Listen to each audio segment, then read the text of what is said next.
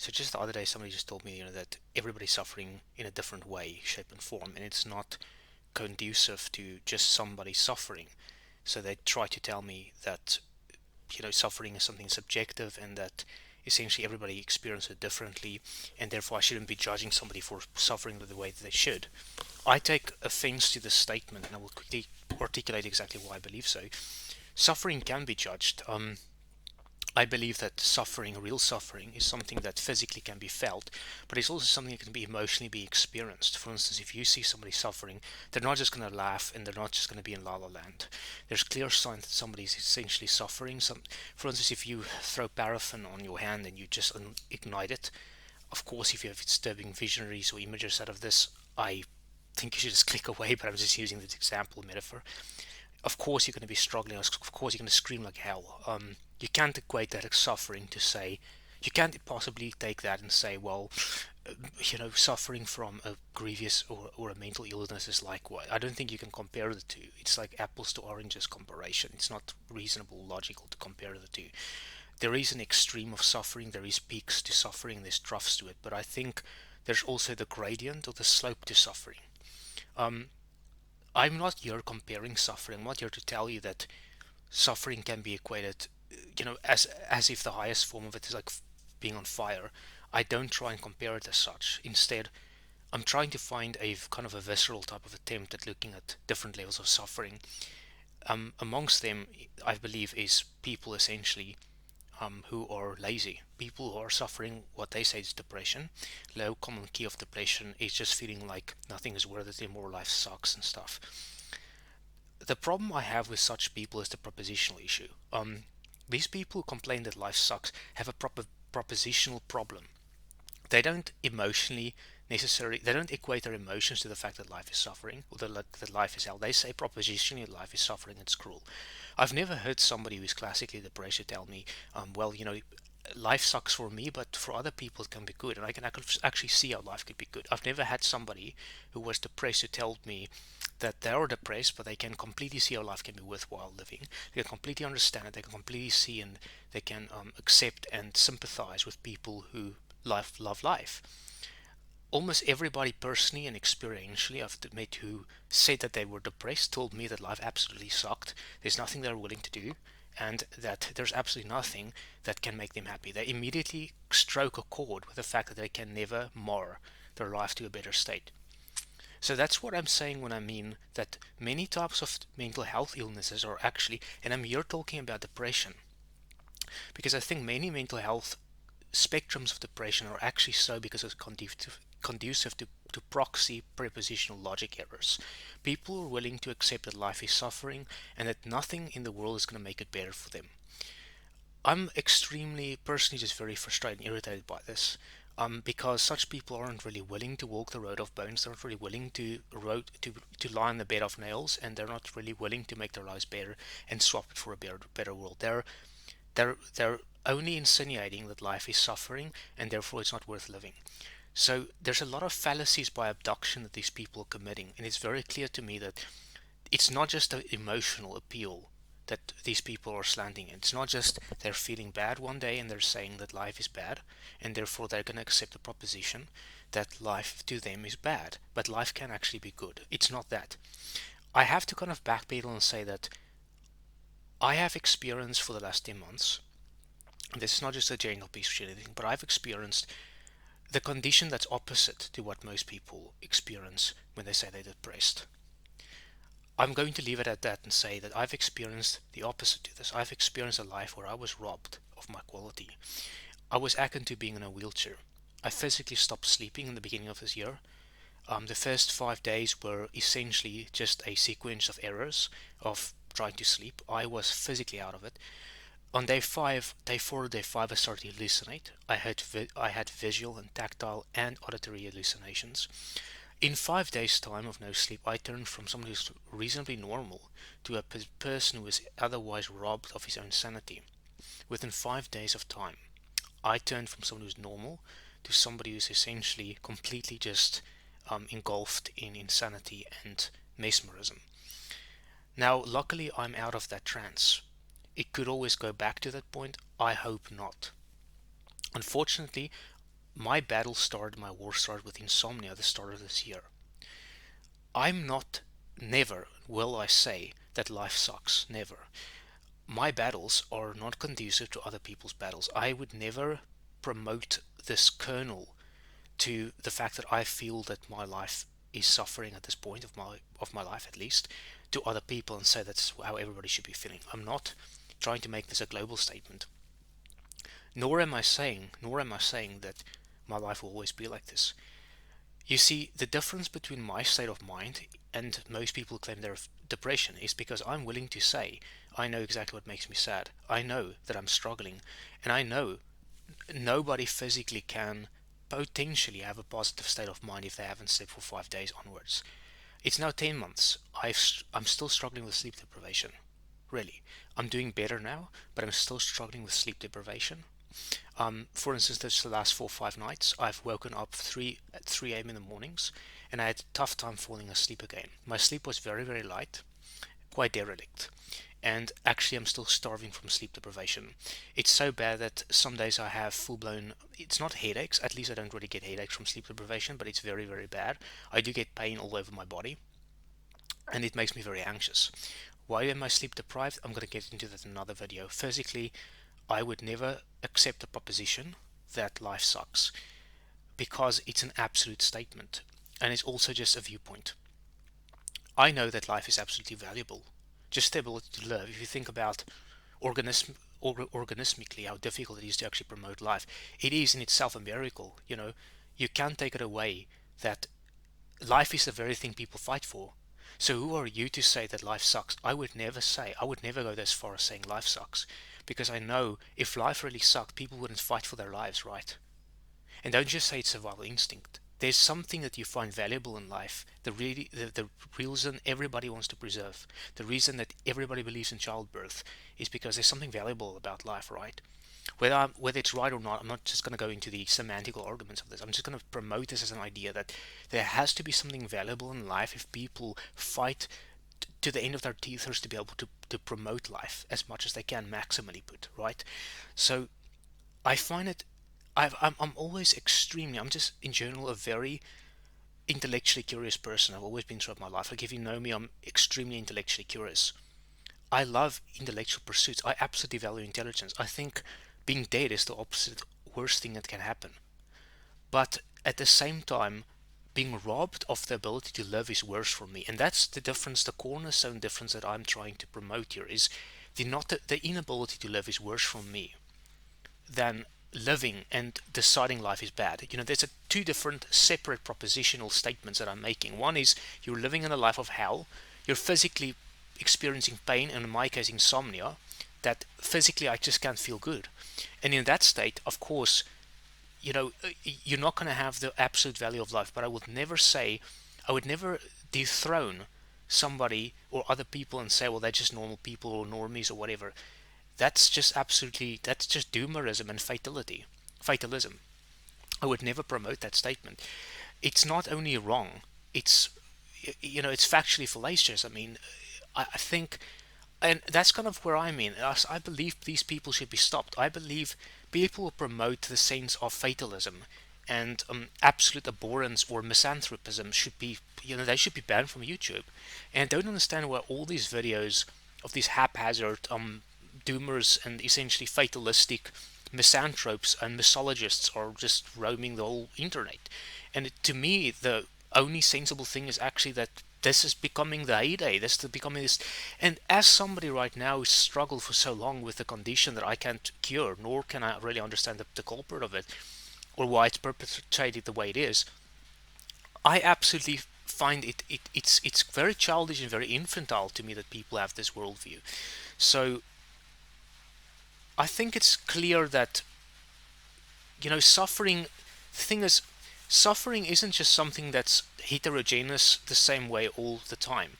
Yes, people suffer, but you can't equate the fact that somebody's complaining about life as suffering as much as somebody saying who's dying in an oven right now and being fused to, let's say, 5,000 degrees Fahrenheit. I mean, you can potentially, or 5,500 degrees Celsius, whatever temperature height you want to make to it, right? I just don't think it's fair to equate and say, well, everybody's just suffering the same way. You're not suffering the same way. It's a lazy attempt to play the victim. It's victim mentality by proxy. I mean, that's just how that's the proxy people use all across the web, essentially to try and play the victim card. It's victim mood, it's victim mentality, and I think so many people are doing it because they can get away with it. And um, I I want to say that life is absolutely valuable. I don't understand the mindset. And maybe I've had it when I was 20 years old, but I was pretty young. But at your 30s, you're not supposed to be thinking that way. I don't have the mindset that life should owe me anything because I fight for it. I have them. I want a better reality. I want a better life for myself. Of course, I blame myself for the fact that I failed so long. Like, I use this. I don't feel sorry for myself. Like, I don't think, I'm failing at this point. I'm feeling sorry for myself. I don't deserve this, all this shit. Of course not. I think mainly I was the own instigator of my own misery, in many ways, shapes, or forms, or many respects. I think I'm the initiator of that. I'm trying to remedially look at getting better at that part of my life. I'm not using this as a to shoehorn my own condition and say, but people should have sympathy for me because X, Y, Z. Um, and I think that's the problem. I think that just like web wise, globally wise, what so many people are doing wrong essentially is that um, I don't think these people really suffered. I think so many people who say they have the common day depression or the noonday demon or feeling blue, they they look at the instance of feeling blue, and that's kind of the I believe they fall in their own trapdoor because they look at the instance of feeling a bit blue and they think that's the worst thing that could happen to them. And I think I should they be blamed? Well, I think so because in one way you should be wiser, at least if you're 20 to 21. You should be wiser now because you've seen 21 years of life, and most people at that point have already seen war, right? At least 100 years ago. So I mean, at that point you are metamorphosed to a point where you can chart your own adult status. You have some idea of the sanctity of life, and as well as you have a sense of responsibility, whether you can corner the sense of responsibility or not. But at that point of life you're supposed to have some responsibility. And then to go and say that life is futile, has got no meaning, doing the whole nihilistic Nietzschean stripe, I just don't think it's very I don't think it's very reasonable. And I think not only are you not promoting a good ethic or good morale, but you're essentially crucifying hope for other people. You're crucifying hope for people who try and be better. You're making it worse for them to see hope. You're also making it worse for people who are currently vulnerable. Say people are currently suicidal. Like if you promote your venom to other people, other people might listen to you. Of course, this is toxic, and you know it. And I think so many people essentially claim that they're depressed, or that if you actually look at the lives of these people, they have narcissistic and histrionic traits. It's no surprise if you actually look at their. You do realize the Dorian Grays. You do realize the Machiavellians. You do realize the people. You do realize the self-serving bias that these people are promoting. The Stockholm syndrome that these people are promoting. The Manchester by proxy syndrome these people are promoting. Like you do see the medical terms of heinous mental deficits. And I'm not talking about mental illness necessarily, because I think that's a very, very, you know, augury term to use, because I think it's a filler term. I mean, you can't really use the term mental illness because I'm not even going to use this term here. I'm just going to say there are people who are proprietors in their mental struggle. There are first proprietors, they're sole proprietors in their mental struggles, and they have a first degree of essential responsibility to whatever they're promoting to other people and to the world as large. And I think that these people should not only be called out for their venom and their witch hunting, but they should be corrected. And that's the issue, I think, with YouTube, is that you can say almost anything that you want to say and you can promote your venom to the world. I want to go back into what I said before in regards to depression versus. I'm not saying there aren't people who are severely depressed. Sure, these people exist, but I do think there are few and far between. And I don't think every Jack and Jill is really depressed. I think it's an easy cop out. What I also find very strange is that now that depression is so much on the run, fewer people are claiming laziness as a proxy problem. Fewer people are blaming themselves for being lazy. I don't see people generally who say that they just feel like pussies or lazy and they should just kind of man up a bit. Now, that is completely thrown out of the twin towers, and you don't get that term anymore. Now what you see is people saying they feel depressed. So it's not a case of, to me, the moment the word depression weaved into the vernacular vocabulary of the world today, it's like the term laziness just completely dissipated, like, in thin air. And that term just doesn't exist anymore. And to me, just, I chuckle when I see it, because it's kind of, when you put two and two together and you get four, you realize that something is not completely right. I mean, now everybody is, hand holding to this term depression, and nobody's taking responsibility anymore. So depression is kind of the amelioration of responsibility today. And I think it's a word that's being used as a catchphrase for people these days who actually trying to ameliorate or bypass or adjunct responsibility, as opposed to feeling that they are in control, or taking responsibility for their own, or menacing into their own potential future that they want to create.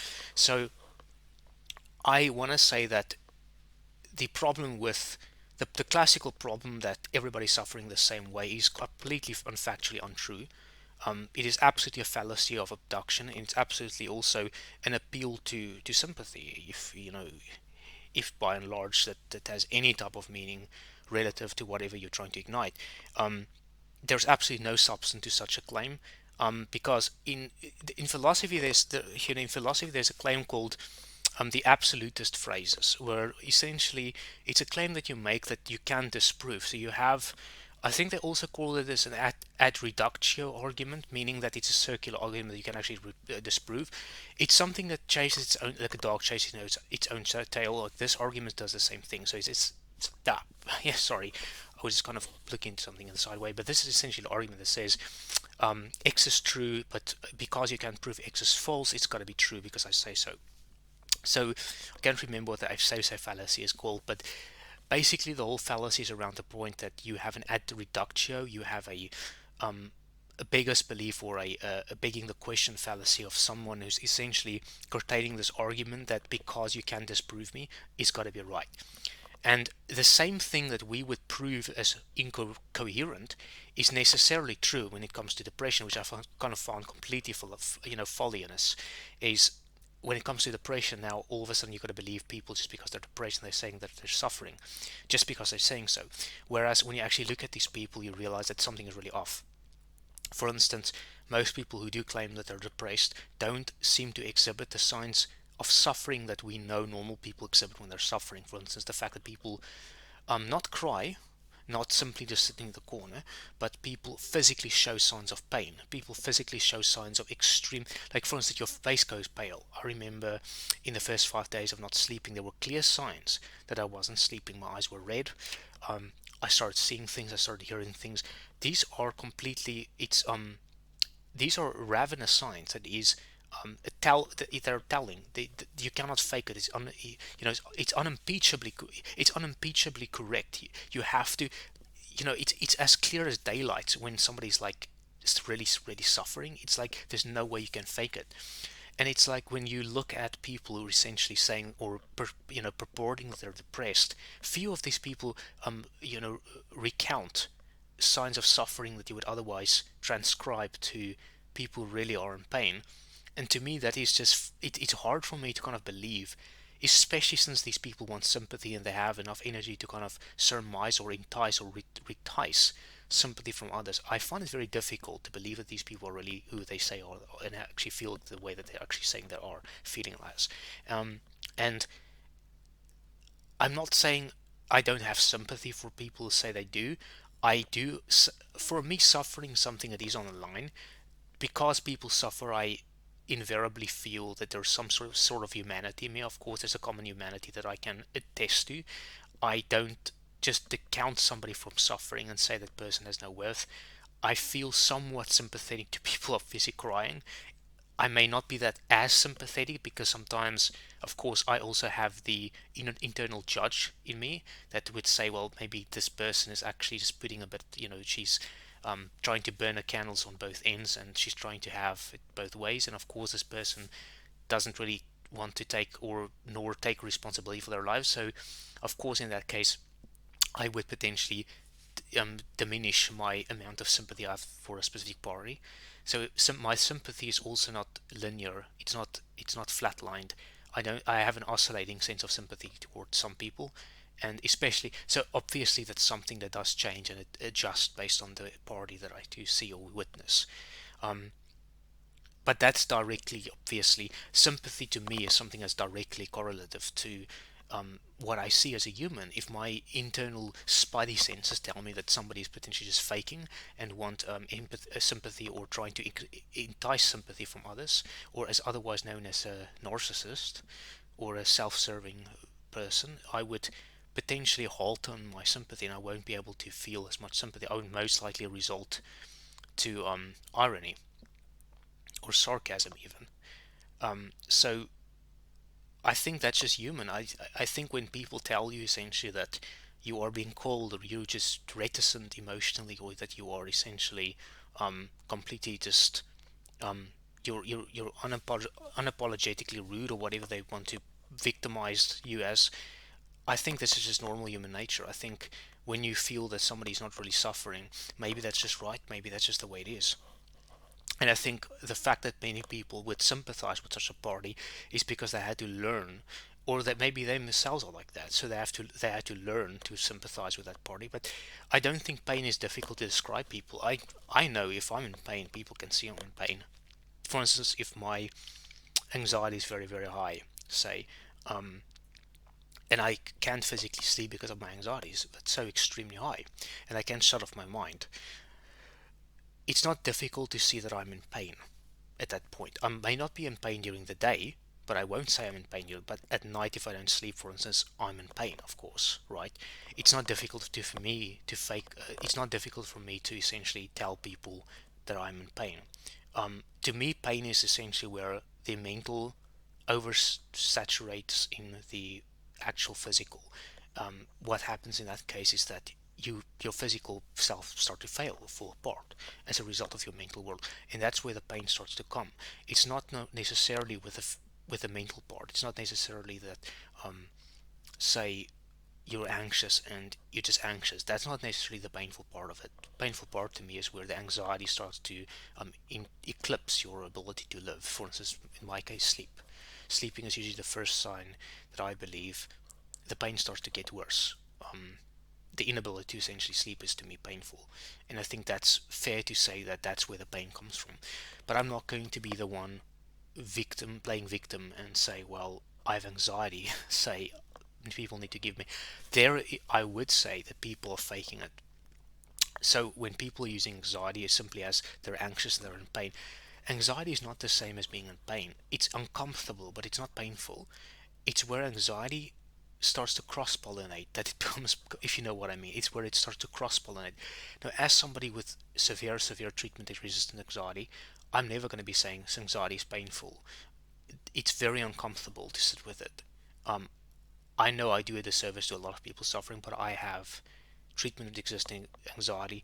It's very grievous and painful because not only can't you live the life that you want, but it is copable.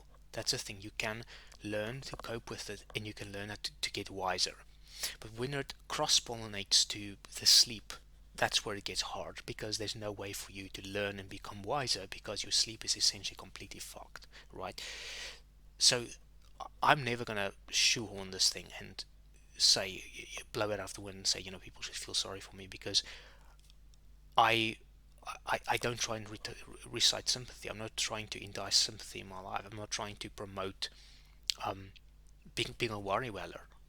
That's everything that I'm not. I don't believe in that. Now that's why I'm saying people who essentially do this primarily because they want sympathy, and you can see it on their faces.